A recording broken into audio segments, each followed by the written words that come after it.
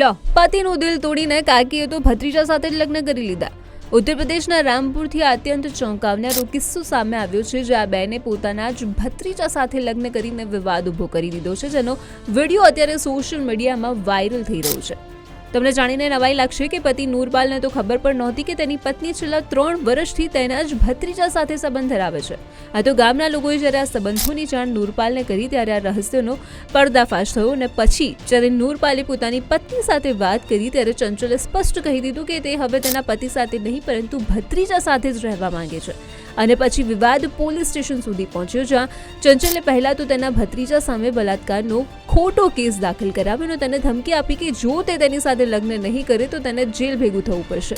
જ્યારે પોલીસે ભત્રીજાને બોલાવ્યો ત્યારે ચંચલે પોલીસ સ્ટેશનની સામે જ તેને વરમાળા પહેરાવી અને તેની પાસેથી પોતાની સેથીમાં સિંદૂર પણ પુરાવ્યું.